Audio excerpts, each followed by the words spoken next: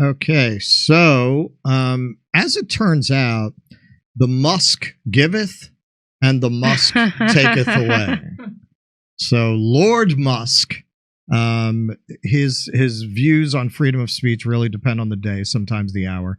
According to a Wall Street Journal article, it may depend on what he's been snorting that day. We might do that story on Friday. So hey, I don't begrudge him a little blow, but it would explain a lot. So Elon Musk under fire after X apparently purges popular left-wing critics, taking off the free speech mask. So this is from Mediaite. Elon Musk's X Twitter platform began suspending the accounts of prominent left-wing journalists and bloggers late on Monday night and into Tuesday. Civil rights attorney Alejandra Caraballo began documenting the massive purge Tuesday morning and listed some of the major accounts that were suspended.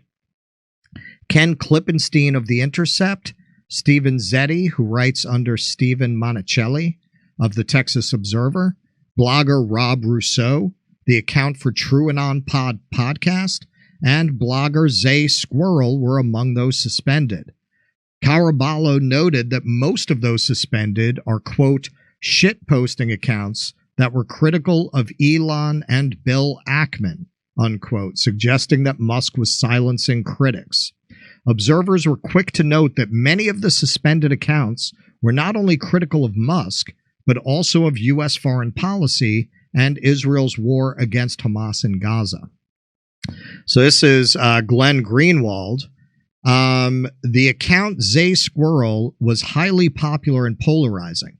Its focus was on harshly criticizing U.S. EU foreign policy. That account survived the prior Twitter regime. Their recent focus has been on criticizing Israel and Ackman. Just got banned with no explanation at Elon Musk.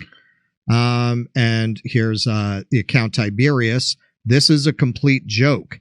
At Elon Musk pretends to be an advocate of free speech, but he has merely created a different kind of bias, one that favors forever wars and U.S. imperialism. Reinstate at Zay Squirrel now. Now, Zay Squirrel's reaction, I think he won the internet with this one, in my opinion. Zay Squirrel reacted to the suspension on their Substack in a strongly worded and expletive-riddled statement. Quote, I didn't even have the opportunity to delete a post that supposedly infringes on Twitter's rules. No, that cunt scumbag Elon Musk, likely at the behest of his buddy Bill Ackman, who I have been embarrassing over the past few days, just banned me. This is George Galloway.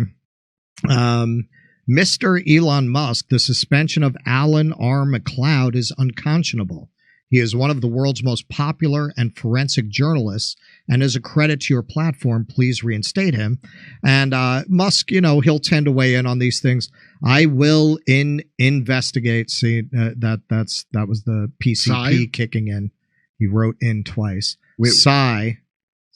He's sighing. Oh, I will I will investigate. I will investigate. Do you think? Does that, like? Don't you think they have a bunch of people in? Because Twitter still is huge, even though they fired a bunch of people, and then he had that awful woman they hired, and then they got rid of her. Did they get rid of Yakarino? Yeah, she's gone. How did I miss that? Yeah, they got rid of her. We did a story. Do you know about this, Keaton? You know? No, I didn't see that. Yak is out. Yak is back. So, oh no, yeah. So, we'll get to that. Stephen Monticelli, show me the Twitter files. So Elon Musk. Then he was replying to Glenn, George Galloway, Alan McLeod. We do sweeps for spam, scam accounts, and sometimes real accounts get caught up in that. That sounds so plausible. So Stephen Monticelli responded, show me the Twitter files on this one, because I highly doubt that it's a coincidence a number of high-profile journalists were suspended all at once. And of course, it was not a coincidence. The only question is, was it an underling who decided to do that? Exactly. Or was it Musk himself? Because this, I do believe in the past, there have been cases early on before he really completed his purge, where you had people who didn't like the politics of certain people on Twitter who they can do whatever they tried to purge on every them, platform, and he didn't know. But this, it's hard to imagine there's anyone left at Twitter who would do this, although I guess this aligns more with... Yeah, I mean, I was just going to say, this aligns more with Elon's politics, so maybe they're brown-nosing the boss. I mean, did he go ahead and say, let's get rid of all these accounts? And I must say, if he did, you know, we when we interviewed Taibbi a few weeks ago, we asked him about this.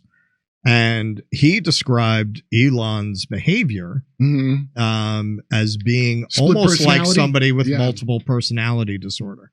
So if he's a big druggie, that would kind of explain these swings, because a lot of what he does not make any sense even on the face of it. Right? It just doesn't make any sense. Like, why would you purge these accounts and then turn around the next day? Like, look, if he really wanted to do this and he's in his right mind, you would do it. And then you would say these accounts are spamming, or we have credible belief that they're tied to foreign intelligence services. He would say something like that.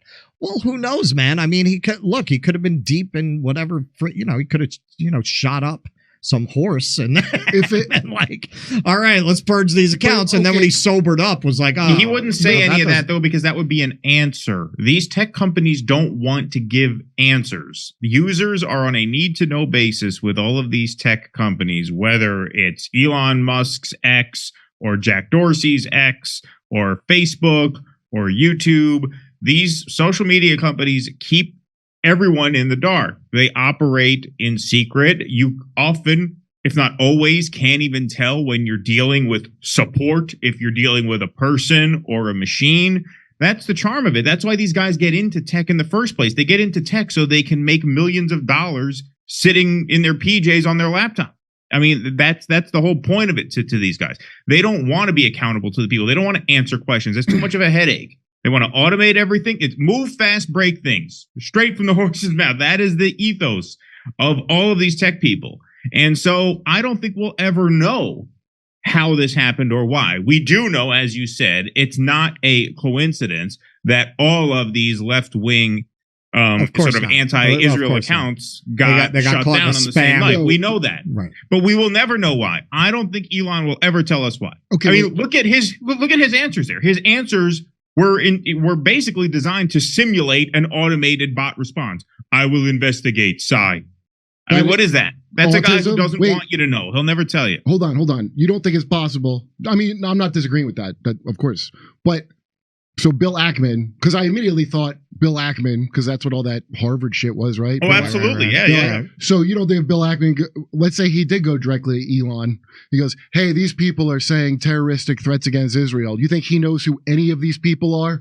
And I can easily see him going, oh, Bill Ackman asked me to have these taken down. Oh, I can absolutely see that too, Kurt. He finds out later, it's like, because with what's his name? Alex Jones. Right. They did that call on Clubhouse. These people are so high up, and especially if you know any kind of like real rich or famous people, they don't tend to know shit.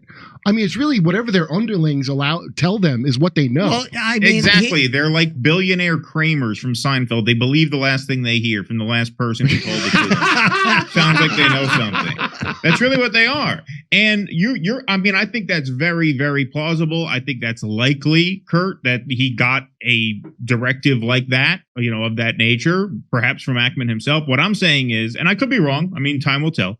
I don't think he'll ever tell us. I don't think we'll ever know. I agree. No, I think you're right. What do you say about Alex Jones though? Did he explain that when they had that big call? You know what it probably is, because Don Lemon is going to start his show on X, so he probably feels like he's got real journalism covered now. He doesn't need any more journalists over there. Now he's got Don Lemon on the team. I can't wait to see him unleashed. Not since Byron We've Allen was already seen him unleashed. Okay, he is really like. I know Jimmy makes this reference a lot too, and I often think of it myself. If you've ever seen Broadcast News, that's William Hurt's character. It's just the idea that the people they put in front of the camera are these airheads. Don Lemon, in his first statement promoting his new show, and he very much is trying to show how unleashed he is. He explains that he would prefer Donald Trump over Nikki Haley because he can't really respect Nikki Haley because she endorsed Donald Trump. I mean, not the slavery thing? Dude, this is Forrest Gump level intelligence. No, he's saying he would prefer Donald Trump to someone who endorsed Donald Trump. Right? Nikki Haley endorsed Donald Trump, so he likes Donald Trump better because he can't support someone who supported Donald Trump. And the show's called Don Lemon Drunk. Yeah. New Year's every day with Don Lemon on X. We almost did it as a segment. I felt stupid working on it. I felt my brain cells frying. Permanent Mardi Gras with Don Lemon. Past her prime time with Don. Past her prime time. Yeah. What will you do for some NBC beats? All right, let's go to Misha for super chats. All right.